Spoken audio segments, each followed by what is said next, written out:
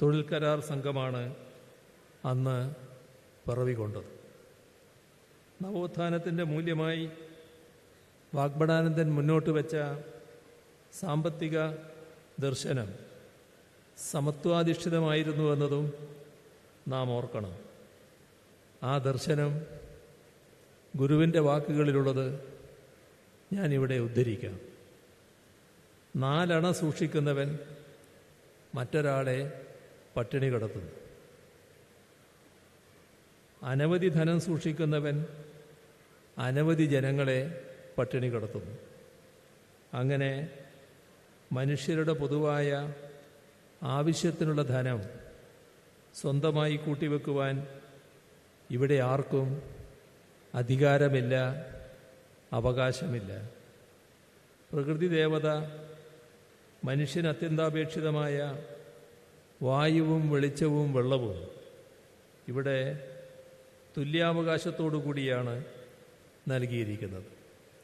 ഇതെല്ലാം വാഗ്ഭടാനന്ദ ഗുരുവിൻ്റെ വാചകങ്ങളാണ്. ഗുരുവിൻ്റെ ഈ വാക്കുകളിൽ കാണുന്നത് മാനവിക സമത്വത്തിൻ്റെ മഹത് രാഷ്ട്രീയ ദർശനമാണ്. വാഗ്ഭടാനന്ദ ഗുരുവിൻ്റെ ആദർശാധിഷ്ഠിത മൂല്യബോധത്തിൽ അടിയുറച്ചു നിന്ന് മുന്നോട്ടു പോകാൻ കഴിഞ്ഞതാണ് ഊരാളുങ്കൽ ലേബർ കോൺട്രാക്ട് സൊസൈറ്റിയുടെ വിജയത്തിന് ആധാരം. നമ്മുടെ കേരളത്തിൽ ഒരുപാട് ലേബർ കോൺട്രാക്ട് സൊസൈറ്റികൾ ഉണ്ടായിട്ടുണ്ട്.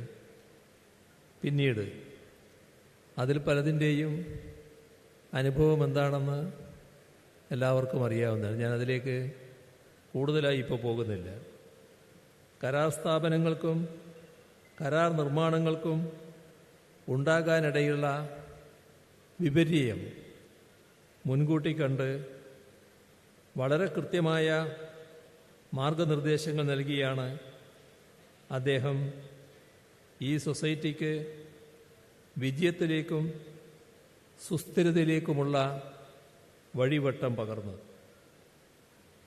അതിൽ ഗുരുവിൻ്റെ ഒരു ഉപദേശം പ്രത്യേകമായി ശ്രദ്ധിക്കേണ്ടതാണ്. അതിതാണ്: ലാഭം കൊയ്യുക എന്നതാവരുത് ലക്ഷ്യം. ഗുണമേന്മ ഉറപ്പുവരുത്തി അഴിമതിമുക്തമായി അച്ചടക്കത്തോടെ ജോലി ചെയ്യണം. ഇത് ഗുരു നൽകിയ ഉപദേശമാണ്. ഇതിലെ ഓരോ വാക്കും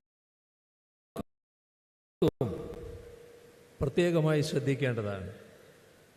ഒന്ന്,